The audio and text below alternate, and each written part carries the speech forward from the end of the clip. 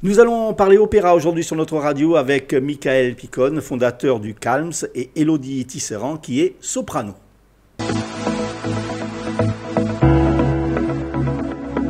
L'invité de la semaine au micro de Philippe Jam. Retrouvez cette émission en vidéo et en podcast sur le site de Radio Corsica International. Bonjour, nous allons parler opéra aujourd'hui sur notre radio avec deux invités, Michael Picone qui est fondateur du Calms et Élodie Tisserand qui est soprano, à l'occasion de la deuxième édition d'Opéra déconfiné. On va voir par le menu de quoi il s'agit. Bonjour Michael, bonjour Élodie. Bonjour. Alors, Bonjour, Philippe. Cet opéra déconfiné, il est organisé par le Calms. Alors, qu'est-ce que le Calms exactement, Michael? Alors le Calms, c'est le collectif des artistes lyriques et des musiciens pour la solidarité. C'est une association qui est née à Marseille en 2019 et qui depuis est devenue nationale par l'étendue de nos programmes comme Les Voix solidaires ou Opéra déconfiné, qui maintenant est en Corse depuis l'année dernière. Alors, quel est le but de cette association?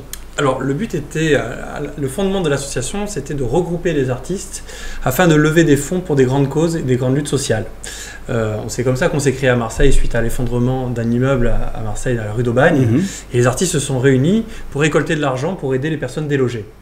Et puis, on a décidé de continuer cette action tous les ans avec ce grand concert qui s'appelle Les Voix solidaires, que l'on donne maintenant dans différents opéras en France. Et chaque année, c'est pour une lutte différente. Cette année, c'était contre le harcèlement scolaire. L'année prochaine, ce sera contre les violences faites aux enfants. Voilà, donc c'est comme ça qu'est né vraiment le Calms. Donc les artistes de toute la France se regroupent pour des grands concerts solidaires, un peu les enfoirés, mais version opéra, version classique.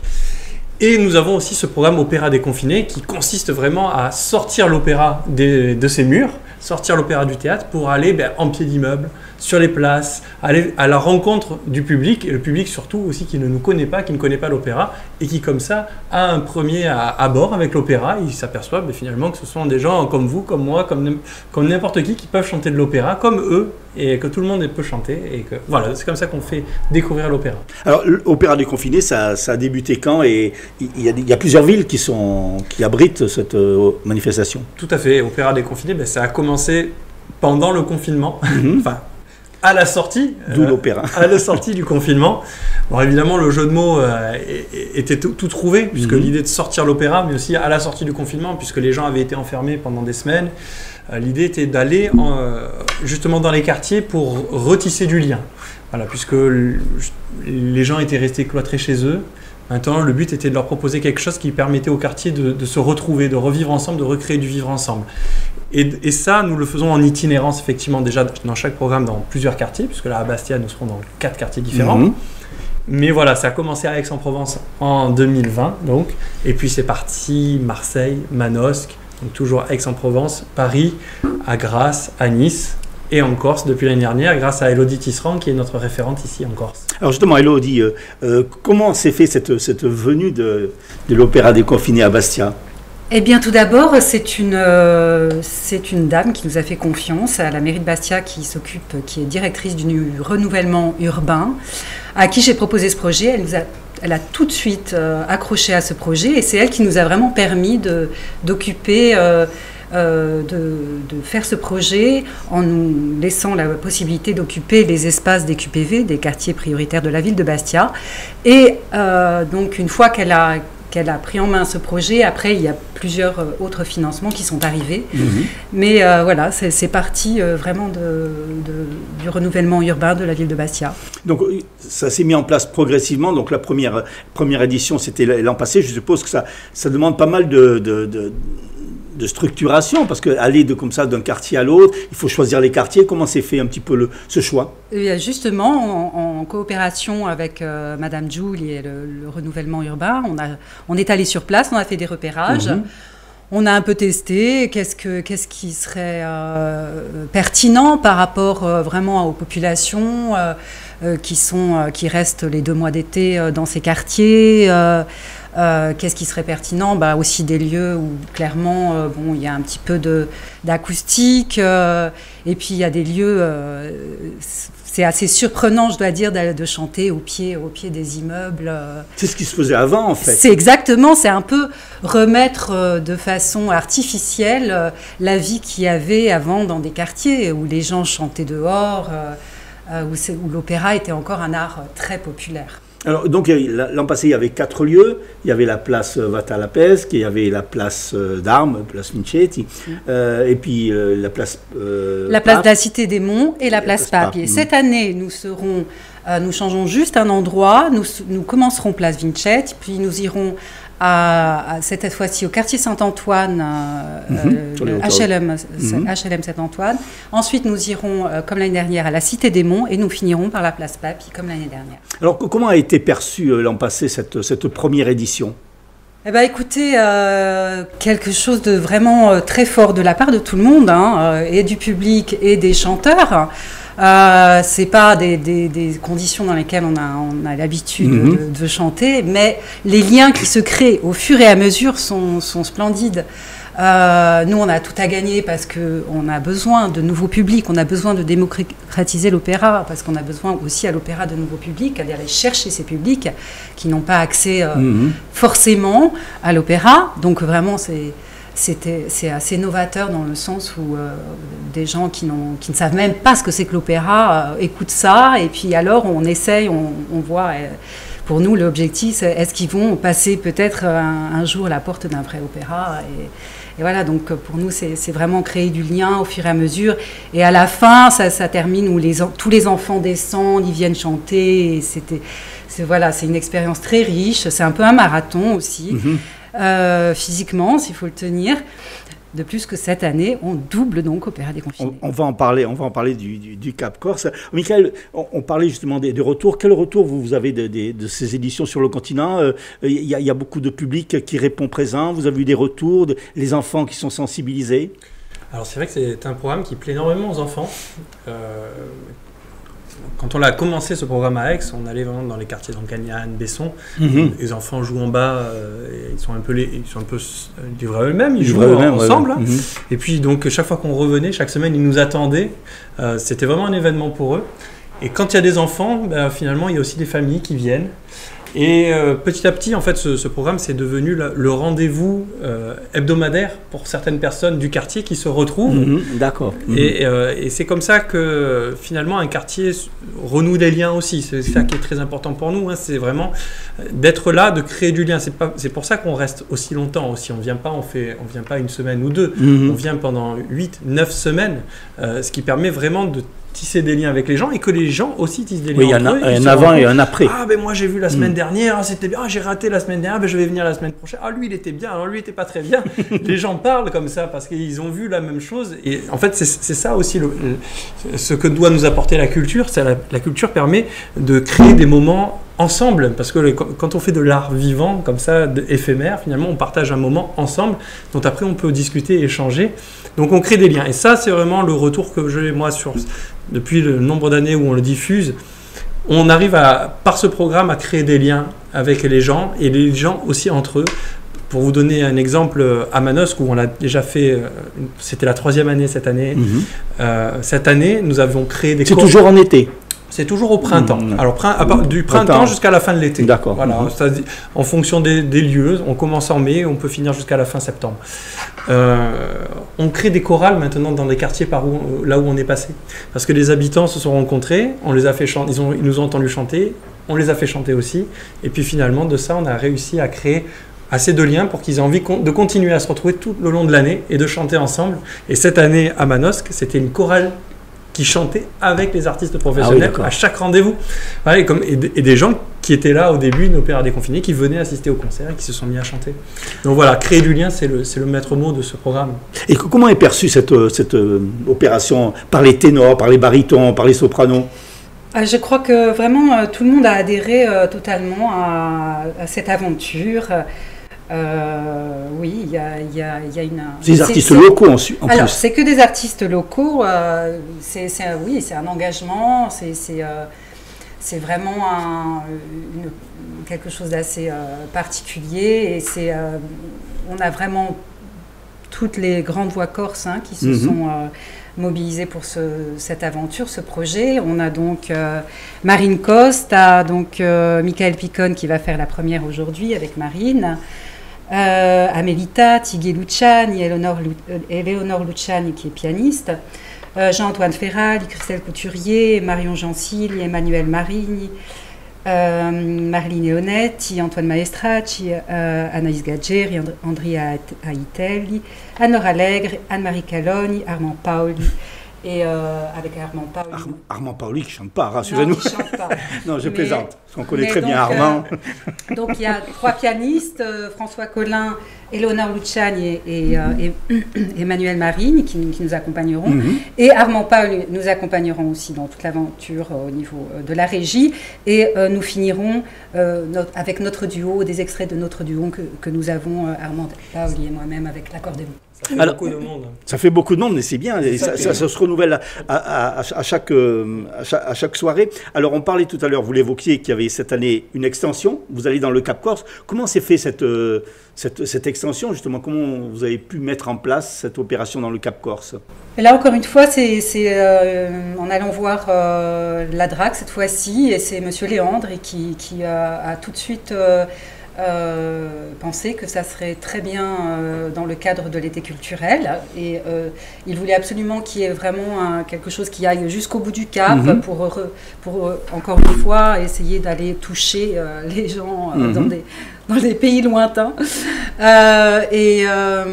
Donc après je suis allée voir la communauté de communes qui m'a aussi soutenu, qui nous soutient, et avec eux on a choisi un peu le parcours. Moi j'avais envie de passer par mon village, Cisco, et donc on a fait ce parcours donc on va commencer par Herbalung à 16h30, ensuite nous serons à Cisco à 17h30, puis à Lori à 19h et à 20h15 à Pine. Comme vous le disiez tout à l'heure, c'est un véritable marathon. Oui. Parce que bon, dans Bastia, encore à la limite, c'est dans une petite... Là, à Bastia, vous allez être donc, on a dit place Papi. Chronologiquement, c'est place Vincetti, c'est ça? Place Vincetti, ensuite Saint-Antoine, ensuite Cité des Monts et ensuite place Papi. Bon, c'est un périmètre qui est assez... Mais dans le Cap, ça va être quand même plus costaud. Ah oui, mais là, on a les voitures de rallye. Alors, au niveau du répertoire, c'est varié aussi? Oui, on a les plus grands airs du répertoire, avec à chaque fois un thème, parce que je tiens à présenter les airs, parce que l'opéra, voilà, c'est une histoire, c'est une histoire des personnages, ça raconte quelque chose. Il y a aussi des thèmes qui sont des thèmes universels et qui n'ont pas... Qui sont encore de notre temps, de notre époque, comme l'émancipation, les femmes se rebiffent à l'opéra, la manipulation dans la séduction, enfin tous ces thèmes qui ont fait les grands opéras et qui sont d'actualité encore. Donc en tout, il y a juste 20 à 30 minutes de musique et j'introduis les airs. Il y a 2 solos et 2 duos. Avec donc à chaque fois 2 chanteurs et un pianiste ou une pianiste accompagnateur. Et donc chaque fois c'est différent? Chaque fois, un nouveau répertoire, on va passer de Mozart, Rossini, Offenbach, Puccini, on ne va pas s'ennuyer. Je m'en doute. Alors cet opéra de Confiné, donc il en est à sa 2e édition, de vous exporter un petit peu dans le Cap Corse, ça va être quand même nouveau parce que ça va pas être... c'est des villages en fait, c'est pas des quartiers, donc ça peut changer. Ah oui, ça peut changer complètement. Là déjà, je sais qu'à mon village de Cisco, on nous attend de pied ferme. Et là, oui, je pense... je ne sais pas. En fait, on verra demain qu'est-ce qui va se passer au niveau des publics parce qu'on ne peut pas le savoir. En tout cas, ça me fait très plaisir d'aller dans ces villages, au cœur des villages. C'est vraiment... La Corse, pour moi, est vraiment dans ce cœur-là. Alors, au niveau des répertoires, comment on choisit un répertoire? Parce que l'opéra est vague. Est-ce qu'on choisit en fonction des interprètes, des participants? Alors, il y a un peu de tout. Mais notre volonté, déjà, c'était de raccorder l'opéra à des thématiques qui nous sont aujourd'hui complètement, qui sont tout à fait actuelles et modernes. Donc, comme l'a dit Elodie, chaque semaine, on parle d'une thématique. L'amour malgré nos différences, la séduction, la fraternité, enfin voilà, des thèmes qui sont intemporels. Et donc de connecter chaque semaine ces thèmes à des opéras et à des scènes, ce qui nous permet de présenter effectivement différents opéras. Je sais pas, sur le programme, il doit y avoir peut-être une quinzaine d'opéras différents, de morceaux. Alors, du Mozart, avec Carmen, qui est un opéra complètement intemporel, universel. D'ailleurs, il y aura un extrait de Carmen aujourd'hui avec la Habanera, qui sera chantée par Marine. Voilà, donc effectivement, ensuite, effectivement, il y a les thèmes et puis il y a les artistes, puisque chaque artiste a sa propre voix, sa propre identité. Donc, quand on a établi une thématique qu'on voudrait faire, on réfléchit par rapport aussi à l'artiste qu'on voudrait engager. Qu'est-ce qui pourrait lui aussi dans sa tessiture rentrer dans le thème. Donc c'est un mélange un peu entre le thème, le répertoire de l'artiste, voilà, c'est un peu tout ça. C'est pas trop délicat pour la voix de faire ce genre de... Parce que c'est a cappella déjà, il n'y a pas de musique qui accompagne. Il y a le piano. Il y a le piano, oui le piano avec... il y a François Collin qui accompagne, voilà, oui. Il y a aussi Eleonore Luciani qui va accompagner son père, Guy Luciani, le grand baryton corse. Qui est toute jeune pianiste et qui va être là, ça va être très touchant de l'avoir accompagné son papa. Oui, c'est très coriace pour la voix, c'est très difficile. Parce qu'en plus, il y a le déplacement. Donc. Il y a le déplacement où on a le temps de se relâcher un petit peu, mais ça va très très vite. Ça va la chaleur, oui. La chaleur surtout. L'acoustique qui n'est pas facile. Après, c'est totalement différent d'un lieu à l'autre. Il y a des lieux où on a l'impression que ça va être terrible et en fait l'acoustique n'est pas si terrible. Enfin, des histoires d'acoustique, c'est très complexe. Et en tout cas, voilà, il y a des sensations différentes dans chaque lieu. Et oui, c'est très éprouvant pour la voix et en même temps, on teste à chaque fois notre technique. Si elle résiste à tout ça. Alors, cette deuxième édition qui se déroule donc, du 3 juillet au 28 août, donc c'est tous les lundis à Bastia, donc Place Vincetti, HLM Saint-Antoine, Cité des Arbres et Place Pape, et tous les mardis dans le Cap-Corse, donc à Herbalongue, à Cisco, Louri et Pino, et sauf le 15 août. Le 15 août, il y a relâche. Et le dernier jour, alors il y a une surprise. On ne va pas révéler la surprise, mais il y a une surprise le dernier jour, puisqu'on va vous voir avec Armand. Voilà, avec Armand Paoli, nous avons un duo d'airs d'opéra et aussi d'airs napolitains et corse, et nous ferons quelques extraits de ce duo, donc accordéon et voix. Alors, deuxième édition, est-ce que pour la troisième édition, il y aura un mercredi? Ah oui, on aimerait beaucoup. On aimerait beaucoup étendre à... Dans le sud, peut-être?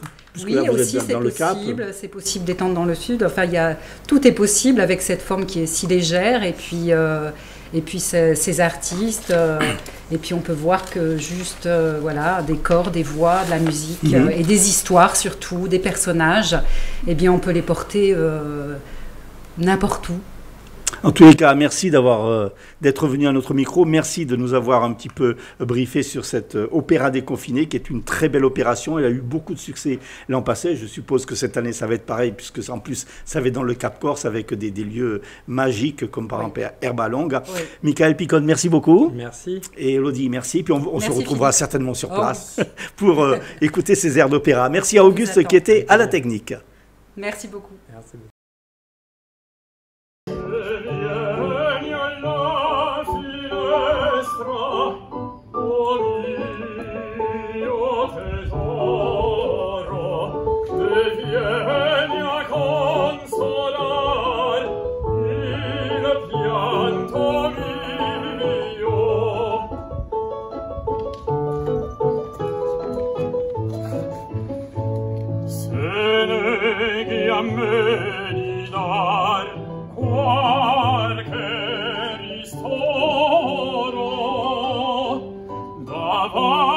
Agli occhi tuoi morivo io.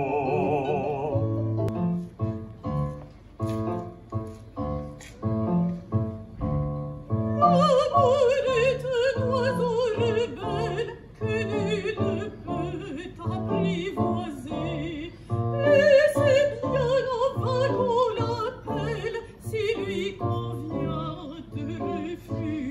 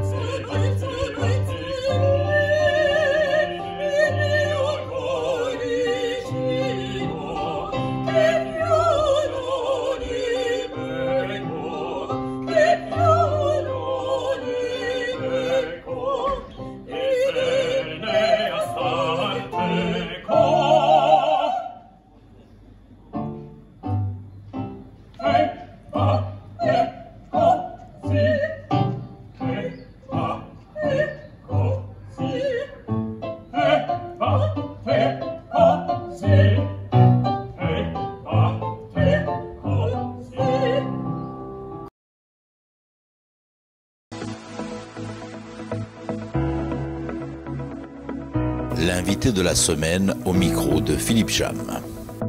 Retrouvez cette émission en vidéo et en podcast sur le site de Radio Corsica International.